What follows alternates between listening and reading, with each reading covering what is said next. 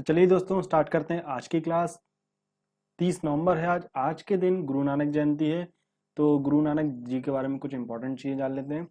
गुरु नानक जयंती 30 नवंबर को पड़ रही है इस बार, जो कि 591वीं जयंती हम मना रहे हैं इस बार। गुरु नानक जी की जयंती जो है हर वर्ष कार्तिक पूर्णिमा को मनाई जाती है। इसका डेट से कोई संबंध नहीं होता है, ये हमेशा कार्तिक पूर्णिमा के दिन ही मनाई जाती है। परंतु इस बार जो है कार्तिक पूर्णिमा जो है वो 30 नवंबर को पड़ रही है, इसलिए 30 नवंबर के दिन गुरु नानक जयंती मनाई जा रही है।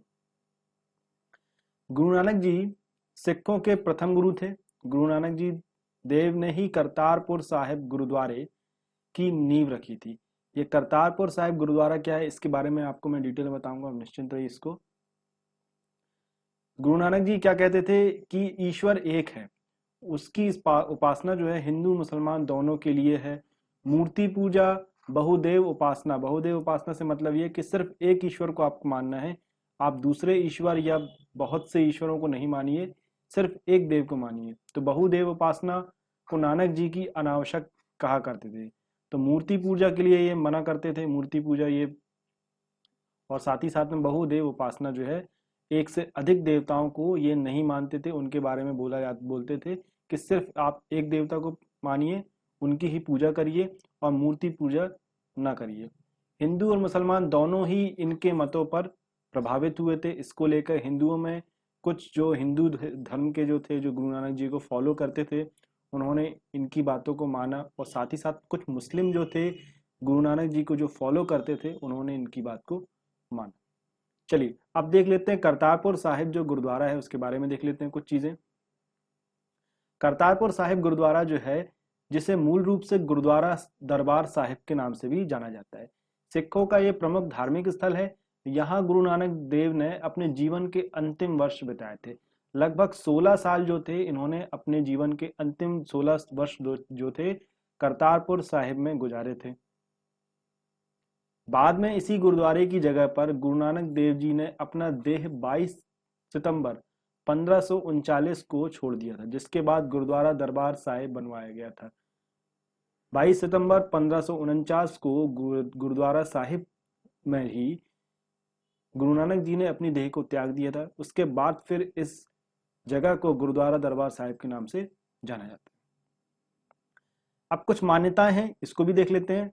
मान्यता के अनुसार जब गुरु नानक जी ने अपनी अंतिम सांस ली तो उनका शरीर अपने आप गायब हो गया था, ये मान्यता है। और उस जगह पर कुछ फूल रह गए थे। उन फूलों में से आधे फूल जो थे सिखों ने अपने पास रख लिए और उन्हें हिंदू रीति रिवाज से गुरु नानक जी ने हिंदू रीति रिवाज से गुरु नानक जी का अंतिम संस्कार कर दिया। तो यहाँ पर जब गुरु नानक जी की मृत्यु हुई थी, जब उन्होंने आखिरी सांस ली थी, तो उस समय उनका शरीर जो था वो गायब हो गया था। कुछ फूल मिले थे जिस जगह पे वो थे, तो उन फूलों में से कुछ हिंदू लोगों ने हिंदू रीति रिवाज से उस फूल को उनका देह मानकर अंतिम संस्कार किया। और साथ ही साथ में करतारपुर गुरुद्वारा दरबार साहिब में नानक जी की समाधि बनाई। चलिए इसके बाद कुछ आधे फूल जो थे वो पाकिस्तान के पंजाब प्रांत के मुस्लिम भक्त अपने साथ ले गए थे। उन्होंने गुरुद्वारा दरबार साहिब के बाहर आंगन में मुस्लिम रीति रिवाज से उनकी कब्र बनाई। तो यहाँ पर जो करतारपुर साहिब गुरुद्वारा जो है, वहां पर गुरु नानक जी की समाधि भी है। और साथ ही साथ में मुस्लिम रीति रिवाज के अनुसार उनको जो कब्र उनकी बनाई गई है वो भी है साथ ही साथ में। तो ये तो हमने देख लिया गुरु नानक जी के बारे में, कुछ चंद बातें जान ली। वापस आ जाते हैं अपने करंट अफेयर्स की उसकी तरफ। आज 30 नवंबर है। 30 नवंबर के दिन क्या प्रमुख घटनाएं हुई थी, एक एक करके हम सारी जानेंगे। दोस्तों मेरा नाम ऋतुराज, आपका मेरे चैनल में स्वागत है। आशा करता हूं कि आप स्वस्थ होंगे। चलिए यहाँ पे देख लेते हैं 30 नवंबर 1858 में 30 नवंबर 1858 में वैज्ञानिक जगदीश चंद्र बोस जी का निधन हुआ था। जगदीश चंद्र बोस जी कौन थे, इनके बारे में मैं आपको निश्चिंत ही डिटेल में बताऊंगा अगली स्लाइड में। सन 1872 में आज ही के दिन पहला आधिकारिक अंतर्राष्ट्रीय फुटबॉल मैच जो है वो खेला गया था। इंग्लैंड और स्कॉटलैंड के बीच में होने वाला ये match west of Scotland cricket में भी हुआ था। सन 1874 में ब्रिटिश प्रधानमंत्री विंस्टन चर्चिल का जन्म हुआ था। ये बहुत ही फेमस प्रधानमंत्री थे। 1854 में इनका जन्म हुआ था। यही जो थे हमारा जो भारत जो था जब अंग्रेजों के गुलाम था उस समय पे ब्रिटिश प्रधानमंत्री यही थे। चलिए आगे बात करेंगे। सन 1943 में स्वतंत्रता सेनानी सुभाष चंद्र बोस ने पोर्ट ब्लेयर में भारत की आजादी का झंडा लहराया था।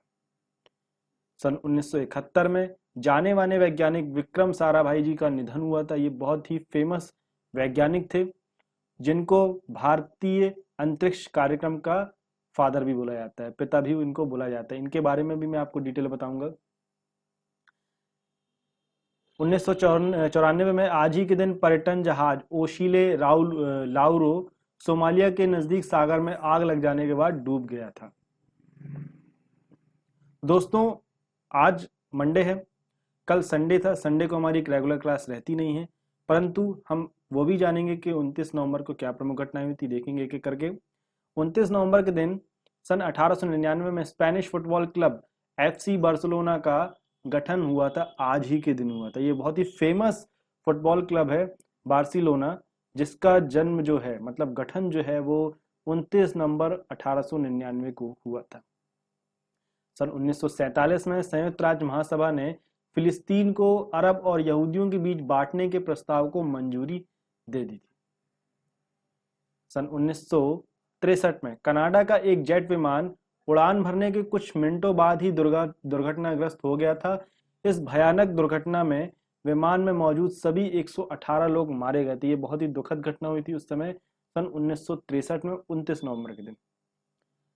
सन 1970 में हरियाणा 100% ग्रामीण विद्युतीकरण का लक्ष्य पाने वाला एक पहला भारतीय राज्य बन गया था। तो यहाँ पे एक गौरवपूर्ण इतिहास जो है इसका कि 29 नवंबर सन 1970 में हरियाणा जो है वह पूरी तरह से 100% विद्युतीकरण करने वाला पहला राज्य बना था। उद्योगपति जहांगीर रतन जी दादा भाई टाटा का निधन आज ही के दिन हुआ था 1993 में। तो दोस्तों ये तो मैंने आपको बता दिया 30 नवंबर के दिन क्या प्रमुख घटनाएं हुई थी, 29 नवंबर के दिन क्या प्रमुख घटनाएं हुई थी।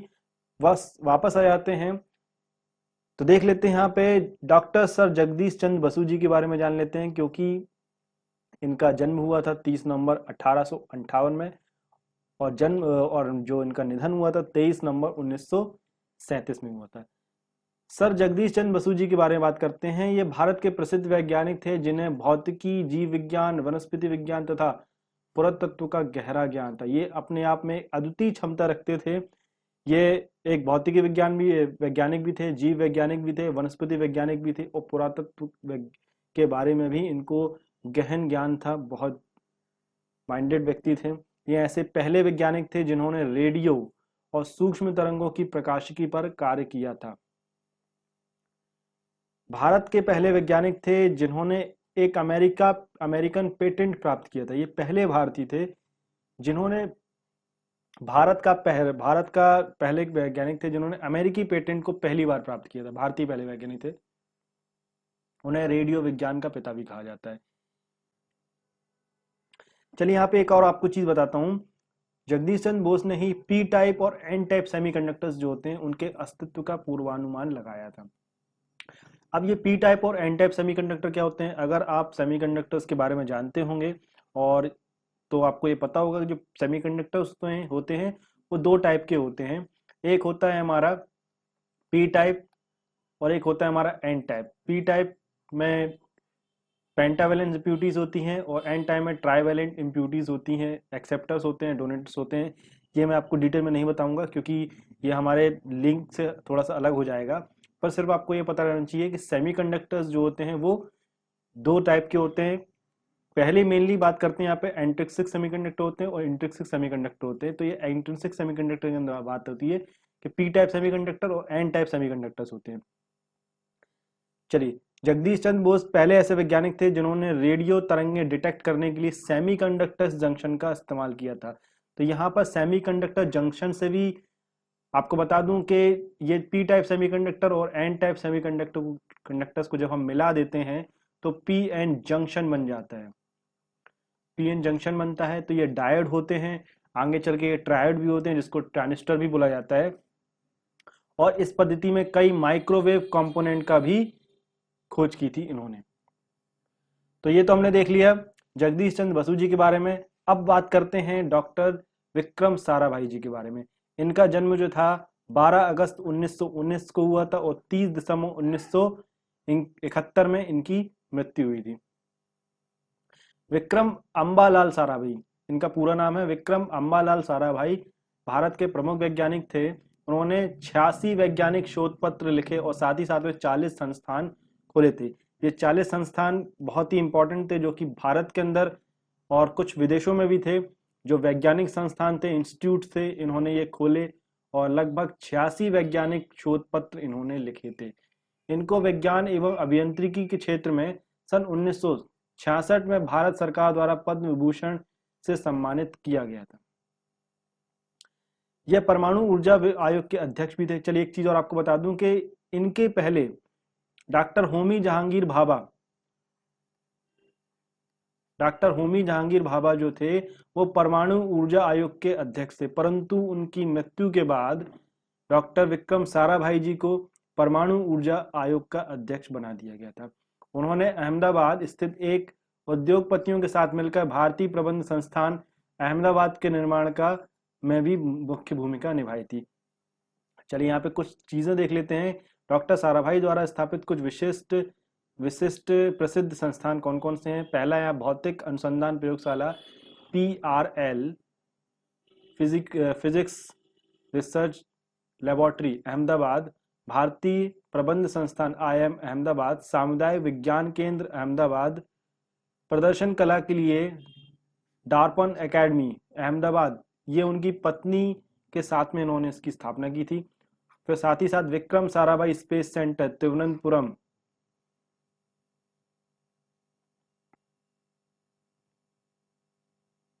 Space application centre Ahmedabad, Sarabhai द्वारा स्थापित 6 संस्थानों केंद्रों में विलय के बाद ये संस्था अस्तित्व में आई थी। तो यहाँ पर ये जो है संस्थान है 6वें नंबर का स्पेशल एप्लीकेशन सेंटर, ये इसके पहले 6 संस्थान थे, उन सबको विलय करके ये फिर ये बाद में बनाई गई थी। चलिए 7वें नंबर पे तेज breeder test reactors Kalpakkam, variable energy cyclotron project Calcutta में है, जो इलेक्ट्रॉनिक्स कॉर्पोरेशन ऑफ इंडिया जिसको ECIL भी बोला जाता है हैदराबाद में है ये, यूरेनियम कॉर्पोरेशन ऑफ इंडिया जिसको UCIL जादूगोड़ा बिहार में है ये। तो इन संस्थानों का जो उद्घाटन किया था या स्थापना की थी विक्रम साराभाई जी ने की थी। इसके साथ ही कुछ और भी थे जो अभी हमारे लिए काम के नहीं हैं। चलिए तो वापस आ जाते हैं अपने करंट अफेयर्स क्विज की तरफ। दोस्तों आपसे मेरा फिर से निवेदन है, अगर आपने मेरे चैनल को अभी तक सब्सक्राइब नहीं किया है तो प्लीज़ इसे सब्सक्राइब करिए, जिससे आपको आने वाले समय में नेक्स्ट वीडियो की नोटिफिकेशन लगातार मिलते रहेंगे। क्योंकि हमारी जो क्लास है वो रेगुलर रहती है रोज सुबह 6 बजे। और अगर आपको वीडियो पसंद आते हैं तो प्लीज़ लाइक जरूर करिए। क्वेश्चन है यहाँ पे, टाटा कंसल्टेंसी सर्विस TCS के किस पहले मुख्य कार्यकारी अध्यक्ष का 96 वर्ष की उम्र में निधन हो गया। चलिए आपको बताना है कि पहले मुख्य कार्यकारी अध्यक्ष कौन थे 96 वर्ष में जिनका निधन हो गया TCS के। ऑप्शन है आपके पास फकीर चंद कोहली, राजेश गोपीनाथन, नटराजन चंद्रशेखरन या फिर रतन टाटा। चलिए इसका आंसर कमेंट में दीजिएगा रहने वाला है। चलिए इसका आंसर है फकीर चंद कोहली जी। फकीर चंद कोहली जी TCS के पहले मुख्य कार्यकारी अध्यक्ष थे, जो कि 96 वर्ष में उनका निधन अभी हुआ है। फकीर चंद कोहली भारत के सॉफ्टवेयर इंडस्ट्रीज के पितामह कहलाए जाते हैं। फकीर चंद कोहली अब हमारे बीच में नहीं रहे हैं। 96 की उम्र में उनका निधन हो गया। कोहली लीडर्स को तराशने में यकीन रखते थे। ये क्या करते थे, इनका मेन इसीलिए फेमस थे, ये लीडर्स को तराशते थे, उनकी पहचान करते थे और उनको उनके जो गुण हैं उनमें निखार लाते थे। और साथ ही साथ में भारत की IT इंडस्ट्री के लिए एक पूरी पीढ़ी तैयार करने में लगे थे। साल 1969 में टाटा ग्रुप के चेयरमैन GRD टाटा ने कोहली से TCS को शुरू करने के लिए उनसे मदद मांगी थी। उस समय TCS दुनिया की तीसरी कंपनी थी जिसमें कंप्यूटर का इस्तेमाल किया जा रहा था। चलिए आगे बात करेंगे डीजीसीए। एक और बहुत इंपॉर्टेंट क्वेश्चन है, डीजीसीए ने अंतर्राष्ट्रीय उड़ानों पर लगी रोक कब तक के लिए बढ़ा दी है? ऑप्शन है आपके पास 30 नवंबर, 31 दिसंबर, 25 दिसंबर या फिर 12 जनवरी। चलिए आप बताइए, डीजीसीए ने अंतर्राष्ट्रीय उड़ानों पर लगी रोक को कब तक के लिए बढ़ा दी है? चलिए इसका आंसर है 31 दिसंबर। 31 दिसंबर तक के लिए बढ़ा दिया है।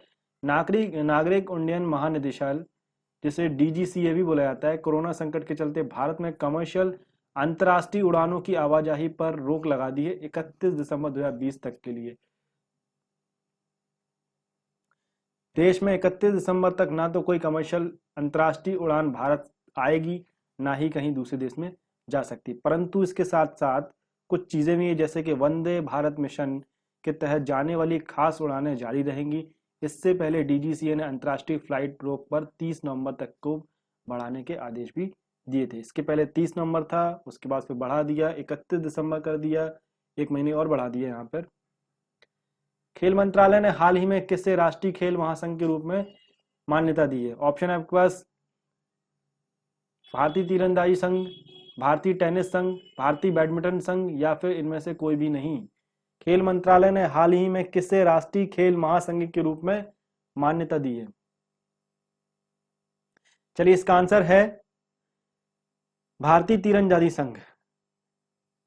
चलिए इसका लोगो मैं आपको बता दे रहा हूं। भारतीय तीरंदाजी संघ जो है, इसको मान्यता दी गई है भारत सरकार की तरफ से, खेल मंत्रालय की तरफ से। भारतीय तीरंदाजी संघ 25 नवंबर सन 2020 को 8 साल बाद भारत सरकार से फिर मान्यता मिल गई। राष्ट्रीय खेल विकास संहिता के अनुरूप चुनाव नहीं कराने के कारण उनकी मान्यता रद्द कर दी गई थी। एएआई के चुनाव इस साल जनवरी में हुए, जिसमें केंद्रीय मंत्री अर्जुन मुंडा की पैनल ने बहुमत हासिल किया है। चलिए नेक्स्ट क्वेश्चन है, निम्न में से किस देश के दिग्गज फुटबॉलर डिएगो मैराडोना का 60 वर्ष की उम्र में निधन हो गया? ये है मैराडोना, बहुत ही फेमस खिलाड़ी थे, फुटबॉल खिलाड़ी थे। आपको बताना है कि ये किस देश से संबंध रखा करते थे जिनका 60 वर्ष की उम्र में निधन हुआ है हाल ही में। ऑप्शन है मैक्सिको, ब्राजील, अर्जेंटीना या फिर रूस। Diego Maradona. चलिए इसका आंसर है अर्जेंटीना। फुटबॉल के महानतम खिलाड़ियों में शुमार अर्जेंटीना के मशहूर फुटबॉलर रहे डिएगो मैराडोना का 60 वर्ष की उम्र में कार्डियक अरेस्ट के कारण निधन हो गया। मैराडोना सन 1982 के विश्व कप फुटबॉल से पहले चर्चा में आए। यह विश्व कप स्पेन में खेला गया था, लेकिन उस समय मात्र 21 वर्ष की आयु में मैराडोना अर्जेंटीना के स्टार खिलाड़ी के रूप में उभर कर आए थे। तो इन्होंने मात्र 21 वर्ष की उम्र में ये अपने सबसे मेन गेम जो था हमारा, इनका किसके साथ हुआ था? स्पेन के साथ हुआ था। विश्व कप स्पेन में खेला गया था, तब ये उभर कर सामने आए थे 1982 में।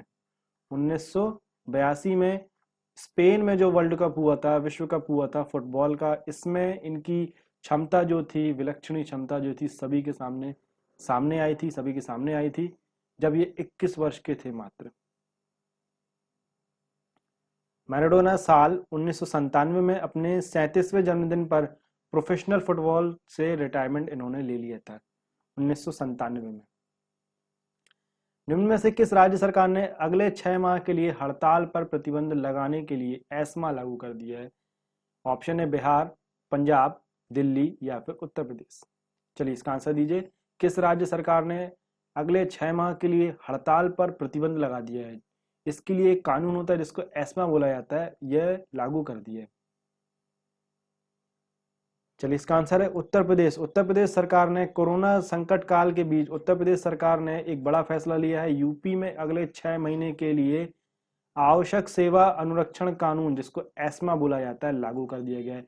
एस्मा में यह होता है कि जो भी सरकारी कर्मचारी होते हैं वो किसी प्रकार के स्ट्राइक पर नहीं जा सकते, वो किसी प्रकार का स्ट्राइक नहीं कर सकते हैं, किसी प्रकार का कोई भी हड़ताल नहीं कर सकते हैं। आप अपने कर्तव्यों से विमुख नहीं हो सकते हैं। जो भी कर्मचारी रहेंगे, कोई काम के लिए बोला जाता है, कोई ड्यूटी दी जाती है, तो वो अपनी ड्यूटी से विमुख नहीं हो सकते हैं। यही होता है एस्मा कानून में। तो इसमें यहाँ पे यह है कि 6 महीने तक प्रदेश में किसी भी तरह की हड़ताल पर पूरी तरह से रोक लगा दी गई है। प्रदेश सरकार की ओर से बुधवार को यह आदेश जारी किया गया था। इस एक्ट के लागू होने के बाद आवश्यक सेवाओं में लगे सरकारी कर्मचारी अगले 6 महीने तक किसी भी तरह की हड़ताल पर नहीं जा सकते। अगर कोई भी कर्मचारी ऐसा करता है तो उस पर सख्त कार्रवाई की जाएगी और सजा का प्रावधान भी है। या तो उसकी नौकरी भी जा सकती है, सस्पेंड करा जा सकता है इसको, या फिर उसको सजा भी हो सकती है। तो ये कानूनी ऐसा है कि आप किसी भी प्रकार की हड़ताल नहीं कर सकते हो, आपको काम करना ही पड़ेगा, चाहे आपको सैलरी कम मिले या जो कुछ भी हो, परंतु आपको काम लगातार करना ही पड़ेगा। चलिए आगे बात करते हैं। हाल ही में कर्नाटक सरकार ने boring and Lady Curzon medical college का नाम बदलकर किसके नाम पर रख दिया? ऑप्शन है आपके पास एपीजे अब्दुल कलाम, अटल बिहारी वाजपेयी, नाथूराम गोडसे या फिर प्रणब मुखर्जी। चलिए इसका आंसर कमेंट में दीजिए। हाल ही में कर्नाटक सरकार ने boring and Lady Curzon medical college का नाम बदलकर क्या कर दिया है?